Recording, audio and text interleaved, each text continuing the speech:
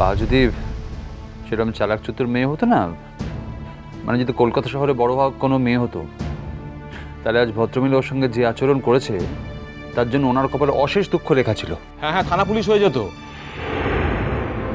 ওনার তো বিরক্তি প্রকাশ করার আরো অনেক উপায় ছিল।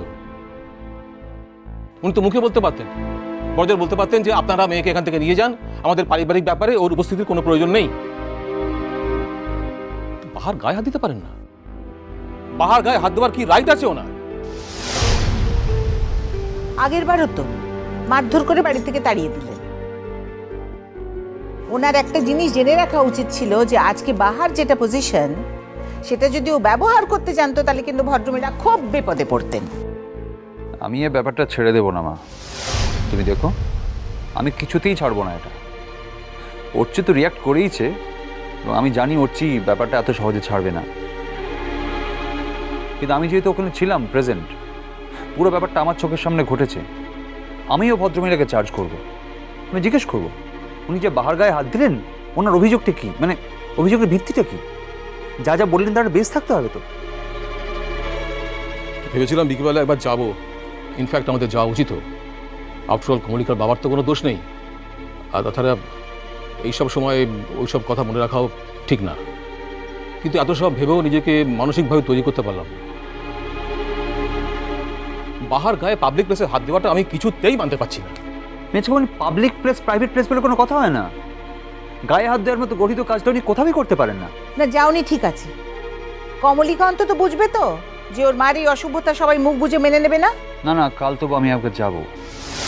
উনি অমানুষের মতো আচরণ করেছেন বলে আমরা তো আর আমাদের মনুষ্যত্ব বিসর্জন দিতে পারি না। খাওয়া দাওয়া কিছু করেছে তো? হ্যাঁ, সে রূপু ওকে বলে কয়ে খাইয়েছে, কিন্তু সে তো ঘরের দরজা বন্ধ করে শুয়ে আছে। আমার বাবা কাছে যাওয়ার সাহসও নেই। আচ্ছা ঠিক আছে, আমি ওর সাথে কথা বলবো। তখন ঘটনাটা ঘটার পর আমি আর এ নিয়ে কোনো কথা বলিনি ওর সাথে। মানে ঘটনা ঘটার পর একটু সময় দিলে কি হয়, ব্যাপারটা একটু থিতিয়ে যায়। আর তখন ওকে বোঝানোর চেষ্টা করলেও কোনো লাভ হতো না, ও ওভার রিয়াক্ট করতো। গাড়িতে আসার সময় পুরো রাস্তায় মেয়েটা কাঁদতে কাঁদতে এসেছে। আমি অবশ্য থামানোর চেষ্টা করিনি, কোনো কথাই বলিনি, কাঁদতে দিয়েছি। ভাবছি এখন একবার ওর সাথে বসে কথা বলবো। তুই ওর সঙ্গে কি কথা বলবি? ও তোর কথা কি উত্তর দেবে বলতো আমাকে? জানে কারণ মাঠটা খেলো, দীপ্তিবাবু স্ট্রোকের জন্য ওকে কেন দায়ী করা হলো? আরে না না, আমি কি সেসব নিয়ে কথা বলবো নাকি? আমি জাস্ট একটু ওর কাউন্সেলিং করার চেষ্টা করব, মানে যাতে পুরো ব্যাপারটা মন থেকে ঝেড়ে ফেলতে পারে। একটা অ্যাবনর্মাল লোকের অ্যাবনর্মালিটির জন্য ও যেন নিজের নর্মালিটি নষ্ট না করে, সেটা বোঝানোর চেষ্টা করব।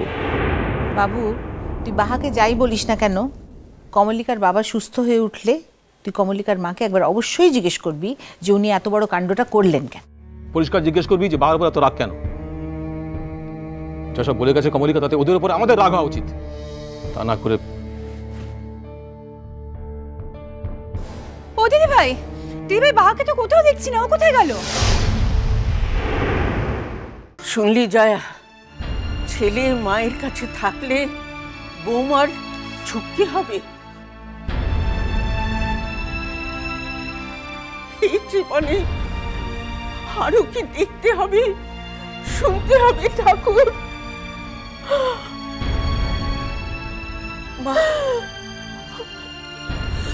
থাকবা, তুমি চুপ করো, বেশি কথা বলো না মা। সারাদিন তোমার অনেক ধকল গেছে, চলো একটু বিশ্রাম নেবে। চলো এসো মা, ঘরে এসো। আমাকে দেখতে হবে না, ওরা অনেক দূরের রাস্তা থেকে এসেছে। তুই ওদের দেখ, ওদের একটু দেখ। আমি এখন নার্সিং হোমে যাবো মা। রাঙাদা, তুমি যাবেই? যাব, আমি আসছি। দাঁড়ান দাঁড়ান শুভদা, এখন ওখানে গিয়ে কোনো লাভ নেই। ওখানে এখন একজনের বেশি দুজনকে। জানি জানি অনুশ্রী, একটা কথা কি জানো, সংসারে মানুষ সবকিছু লাভের জন্য করে না, কিছু কিছু শান্তির জন্যও করে।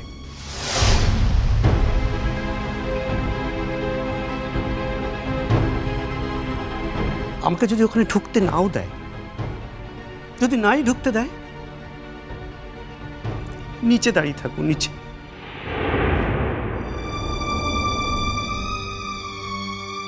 আর ভাববো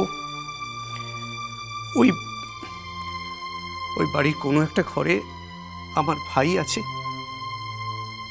আর কোথাও কোনো একটা জায়গায় আমি আছি, আমি ও দাদা।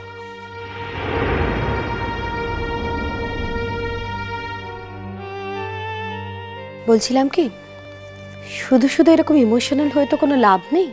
আবার সেই লাভের কথা, সেই লাভ।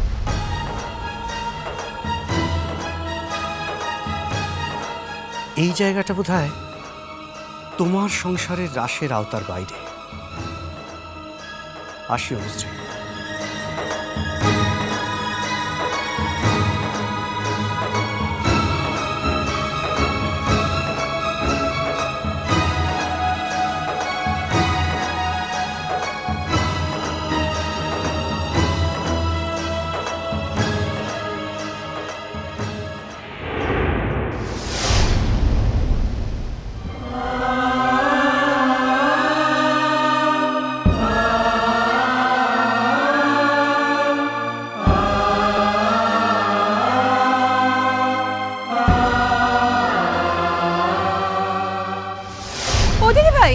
দিদি ভাই বাহাকে তো কোথাও দেখছি না, ও কোথায় গেল?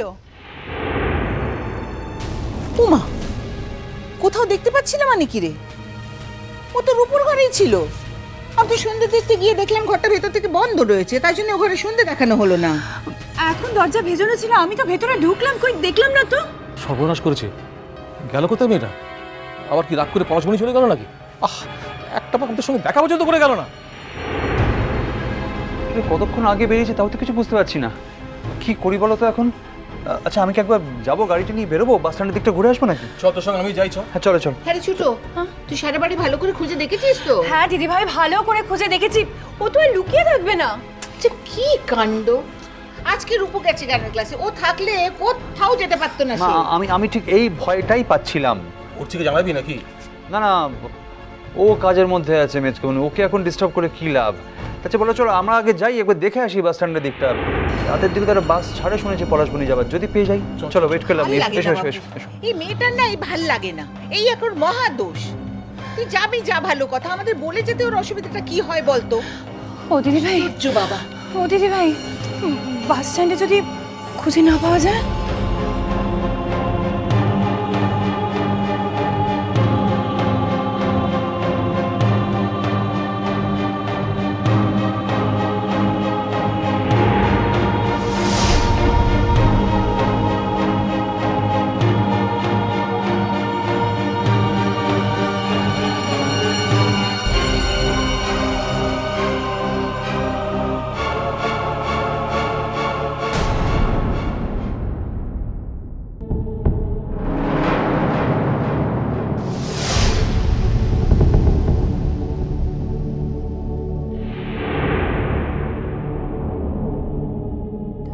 দিদিমণি, আমি আসছি তাহলে। তুমি? এসেছি। কার সঙ্গে এসেছো? একা এসেছি। সে কি? মিষ্টি কুটু মিষ্টি কুটু মিষ্টি কুটু।